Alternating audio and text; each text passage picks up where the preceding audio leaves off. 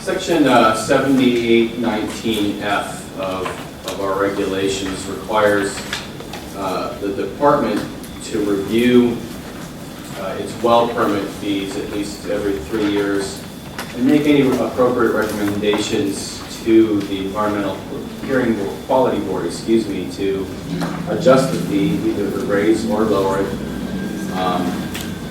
to reflect the goal that fees fund the program, but are not generating any kind of additional revenue for the department. By way of history, this provision was added in 2009. This history is showing unconventional well permit fees, which actually make up 85% of all fee revenue generated by the department.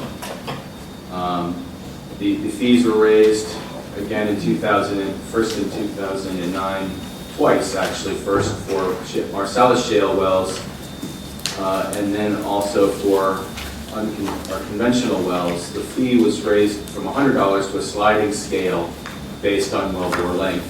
And today, the average permit fee for a Marcellus shale well or any horizontal well is $3,200. With that increase in fee, the department has been able to increase its program staff from under 65 in 2008 to 202 full-time equivalents today. Other sources of revenue that the department has access to, the oil and gas program in particular, was from the impact fee. That legislation authorizes, allocates to DEP for its oil and gas program, its water quality program, and its air quality program, $6 million. To date, the oil and gas program has received all $6 million from the November disbursement and will receive all $6 million from will probably be the July disbursement.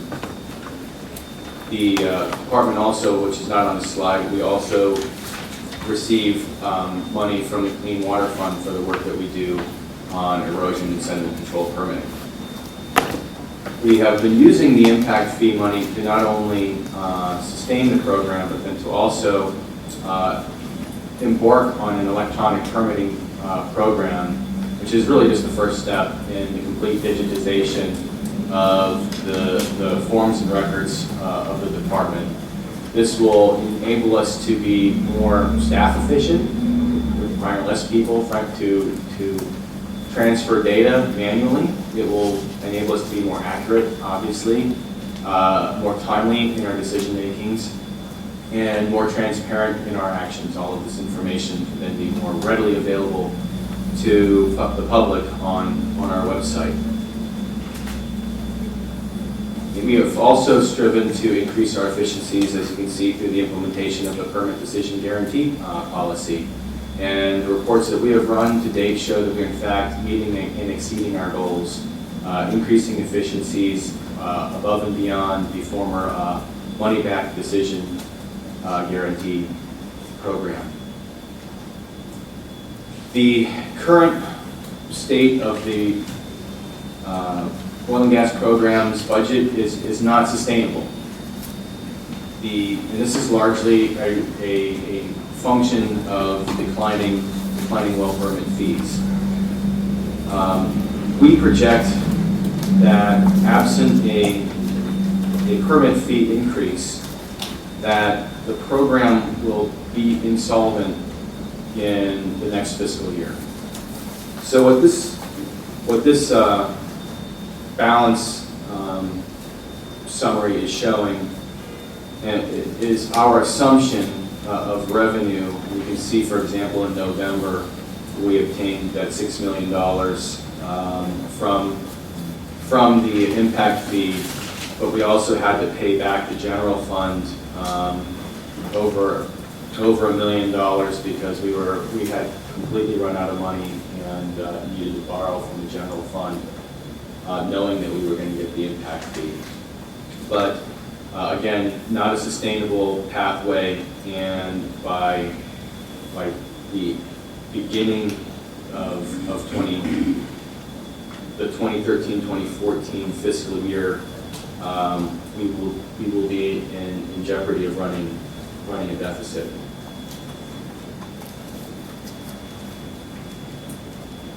And this further carries that forward, where you can see that 2014-2015, the end of the 2013-2014 budget year, we're estimating $1.87 million deficit, and so on and so on. So the bottom numbers to the right of the screen.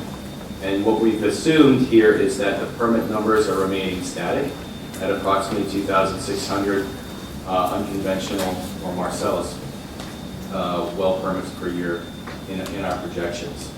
It's very difficult to actually estimate what the permit numbers are going to be, because they're highly variable month by month.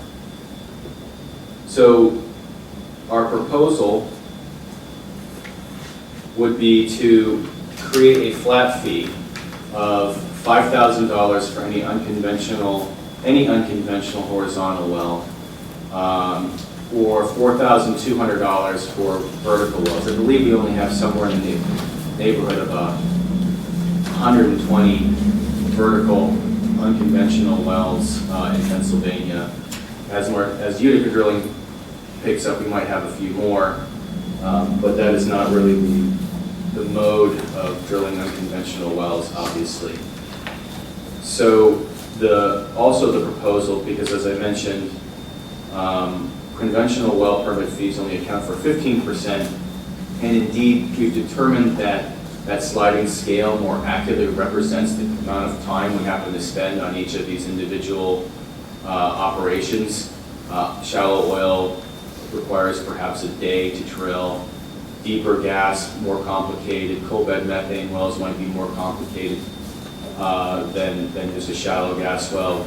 Trying to do a workload analysis on each one probably would not yield any additional benefits, may actually result in an increase in permit fees, but we believe that the sliding scale fee represents a good approximation of our costs and does not result really in any disruption to conventional drillers, which are frankly not responsible for the department's workload.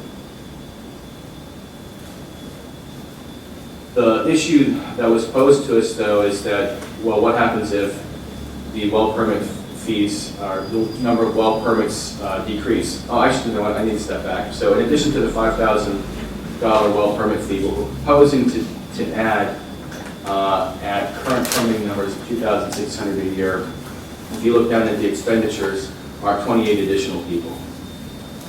And if you also look at our expenditures, personnel costs are far and away the greatest cost that we have.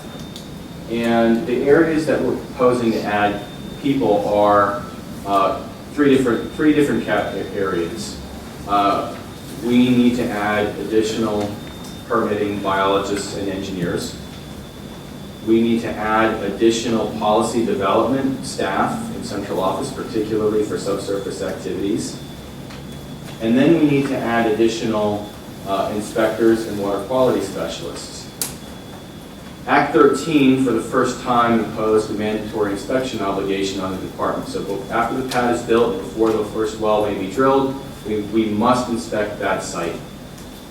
Then Act 13 specifies that in addition to the commencement of drilling, we get notification prior to the cementing of every well, and every casing in the well. So surface intermediate production, coal string potentially, prior to pressure testing, prior to hydraulic fracturing activities.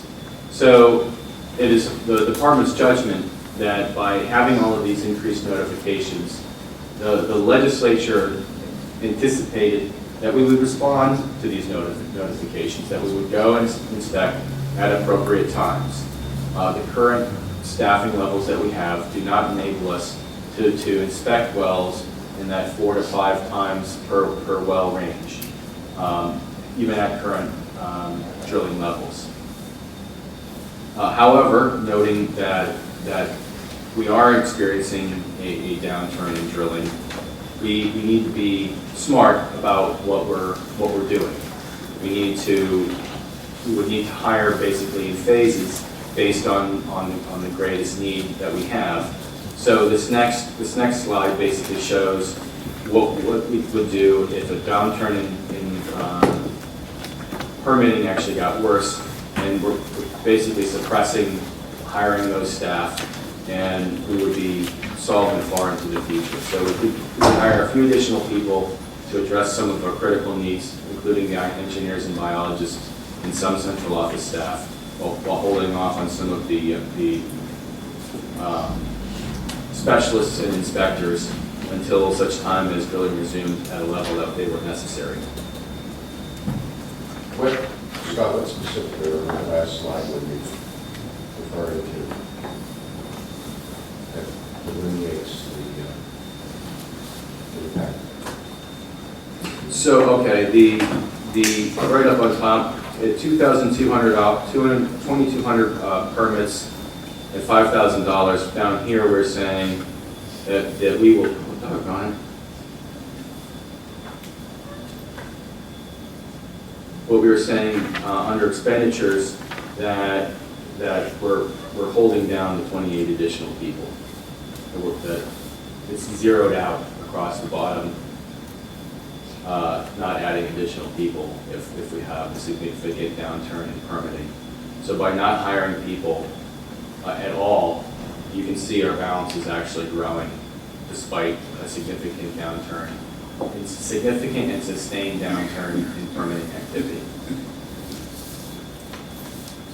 So this is not this is actually more than sustainable. It's actually profitable, if you will, which is not the goals of our program, but this would still enable us to hire, like I say, positions of what I call critical need to address the department's core mission. Not all 28, obviously, but just those folks that need to be hired in discrete locations for discrete functions. I know you went around some months ago to talk about the Marcellus Shale Coalition in Pioga about this proposal, or was it a different proposal? No, this is it. This is the exact proposal where we talked to a number of people about the need is there. Without the permit fee increase, even with the impact fee money, all of it going to the oil and gas program, we will be running a deficit in the beginning in the next fiscal year, and I do not predict unconventional well permit volumes to increase substantially between now and then. I think it's more likely that the opposite will remain true. Even if natural gas prices were bounded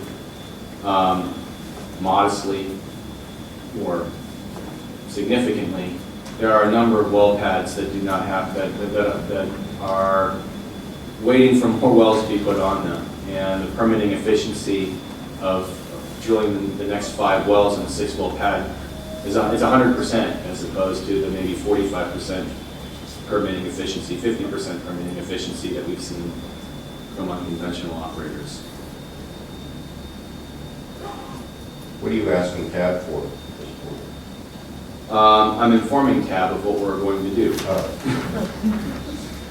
We would certainly, we would ask for TAB's recommendation, but this is a proposal that has to go forward.